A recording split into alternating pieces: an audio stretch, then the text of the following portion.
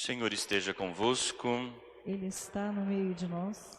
Proclamação do Evangelho de Jesus Cristo segundo João. Glória a vós, Senhor. Naquele tempo, disse Jesus a seus discípulos: Como meu Pai me amou, assim também eu vos amei. Permanecei no meu amor.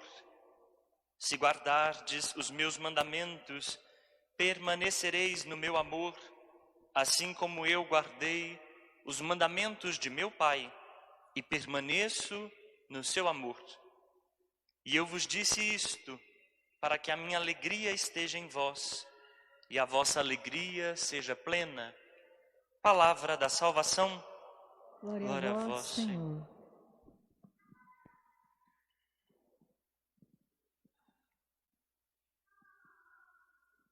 Caríssimos irmãos, caríssimas irmãs, o amor que Deus tem por Jesus, Jesus tem por nós. Jesus nos mostra o rosto do Pai. Ninguém jamais viu a Deus, mas o Filho, que é Jesus, esse o viu e esse nos revela quem é Deus. Deus é amor. Ponto. Deus não pode nos dar outra coisa senão seu amor. Porque o amor não se contradiz.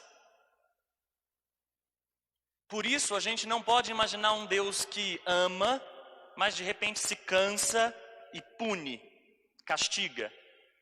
Um Deus que ama em alguns episódios e em outros se enfurece. Um Deus que ama em algumas circunstâncias e em outras quer enviar sobre os seres humanos a destruição e a morte, irritado por causa do nosso pecado. Deus é amor, ponto. É por isso que a gente diz assim também, não é que Deus seja Jesus, Jesus é Deus. É no jeito de Jesus que a gente conhece quem é Deus.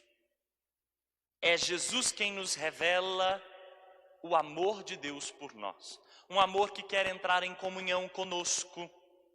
Um amor que quer ser encorajador para enfrentarmos os desafios da vida. E por isso se coloca perto de nós, ao nosso lado. Um amor que consola e enxuga nossas lágrimas.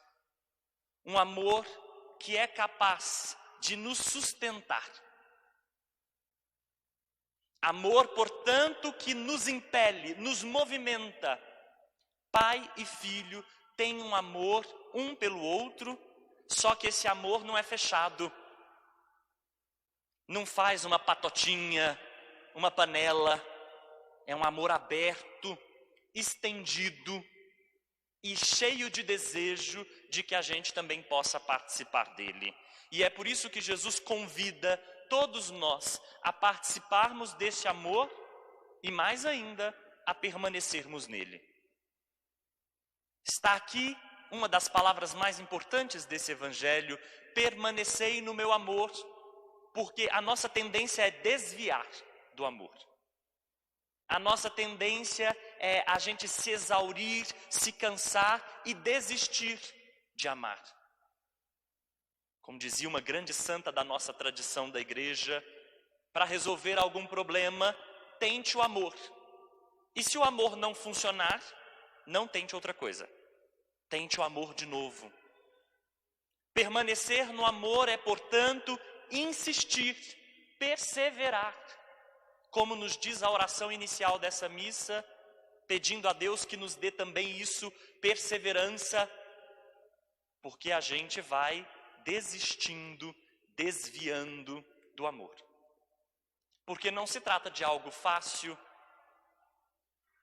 E embora seja motivo e razão de alegria, parece que a gente costuma fugir daquilo que traz alegria para a gente. É muito curioso esse arranjo dentro de nós. Mas geralmente a gente costuma fugir daquilo que pode potencializar a vida e despertar em nós sentido que pode encher o nosso coração. Muito curioso, porque isso mostra que existe em nós um certo gosto de sofrimento, um certo gozo na dor. Por isso que muita gente insiste em lamber tantas feridas, vive lambendo feridas uma vida inteira. Ou tem gente que tem o seu quartinho reservado para as mágoas. Tem gente que cultiva memórias que não são memórias salvíficas, memórias que trazem alegria, mas são memórias que deixam a vida menos com cara de vida, mais com gosto de morte, antes da hora. Por isso o amor é também libertador. O amor, ele vai abrindo as portas, vai afastando o medo. O avesso do amor é certamente também o medo. Porque o medo impede a gente de amar. O medo põe a gente no recuo, põe a gente na incerteza, na insegurança. E amor exige lançar-se, exige correr o risco. Correr o risco de decepcionar-se, correr o risco de frustrar-se, correr o risco de perder. Quem ama corre o gravíssimo risco de perder. Mas imaginem se por causa do risco da perda a gente deixasse de amar, a vida seria terrível. Quem ama corre o gravíssimo risco de se entristecer com a morte que leva aqueles que nós amamos. Mas imaginem se por causa do risco de perder aqueles que amamos na morte, a gente deixasse de viver o amor e deixasse de amar a vida, ela se tornaria terrível. O mesmo amor que é arriscado é o amor que nos faz entender que aqueles que amamos permanecem em nós. Não só a sua memória, mas de um outro jeito, permanecem existindo e existindo de forma mais larga, mais bela, mais presente às vezes.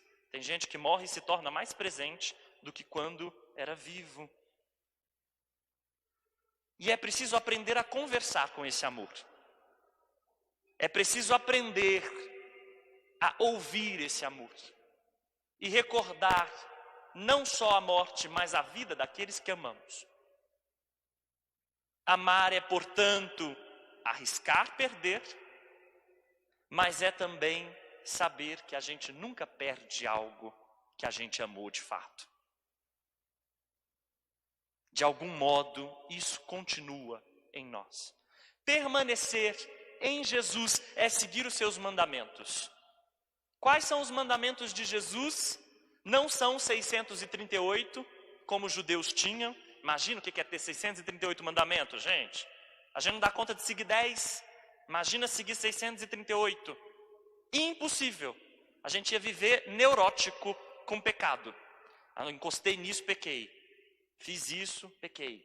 Tem gente que vive assim, infelizmente. Tem gente que vive uma neurose de pecado terrível. Não pode viver, respirar que está pecando. Vive menos pela graça e mais preocupado em não pecar.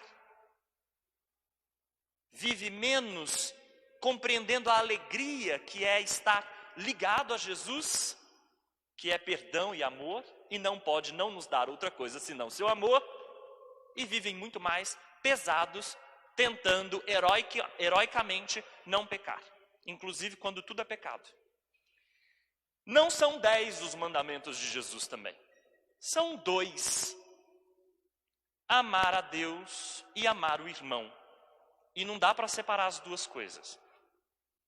Quem diz que ama a Deus, mas não ama o irmão, mentiu. Porque Deus aparece no rosto do irmão. Então, permanecer no amor de Jesus é amar. Como é que a gente permanece no amor de Jesus? Se amando. Como é que a gente identifica que a gente é cristão? amando. Eu não sou cristão porque eu rezo o terço. Não que rezar o terço não seja importante. Eu não sou cristão porque eu pago o dízimo. Não que pagar o dízimo seja desimportante. Pelo contrário, é importante para a comunidade de fé. Não sou cristão porque faço penitência, jejum, sei lá mais o quê. Porque sigo o padre Paulo Ricardo, ou o padre Reginaldo Manzotti, ou o padre Fábio de Mello. Eu não sou cristão porque eu ouço esse povo, ou o padre Eduardo, pode ser também, porque eu ouço esse povo e estou ligado a eles. Não, eu sou cristão porque eu amo.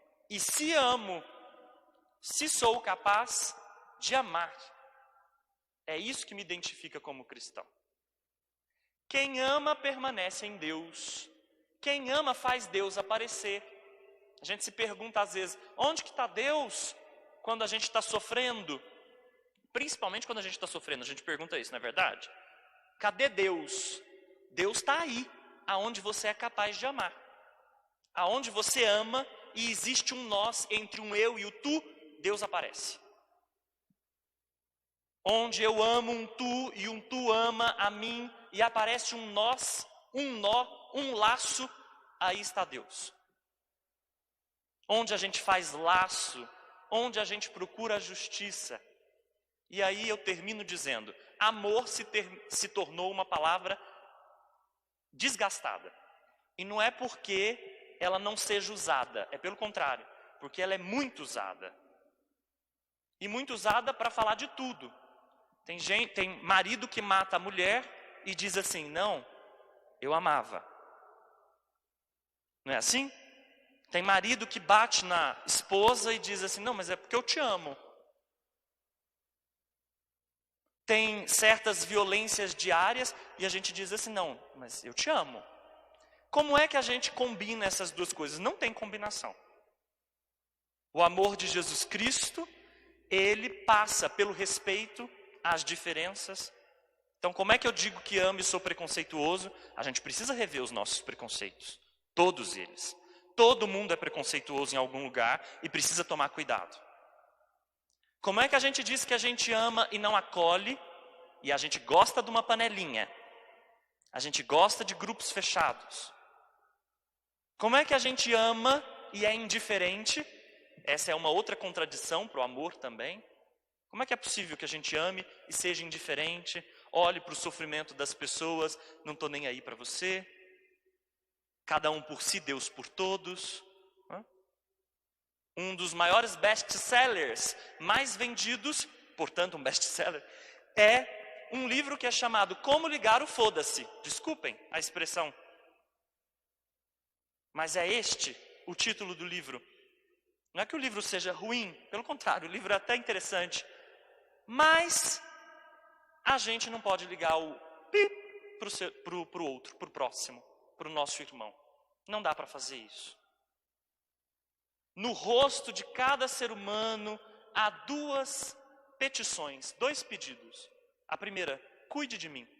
E a segunda, não me mate. São os dois desejos mais intrínsecos do ser humano, nós poderíamos dizer assim. Cuide de mim. Não me mate. Um é positivo, cuide. O outro começa com uma negativa, não, mas não me mate. Dois pedidos inscritos na nossa face, que são um outro nome para falar do amor. Amor é cuidado. Amor é não matar. Existem muitos modos de matar. Existem modos de deixar morrer. Muitas vezes, esses modos de matar e esses modos de deixar morrer estão instituídos como governo, como poder. Não é raro ver políticas de necropoder, poder de morte, poder que quer deixar morrer ou fazer morrer. Então, como é que é possível amar e ser indiferente a isso? Amar e silenciar diante disso. Não é possível. Por isso eu deixo a mensagem de Jesus, que é mais forte do que tudo isso que eu falei, que é simplesmente isto. Permanecei no meu amor. Amém.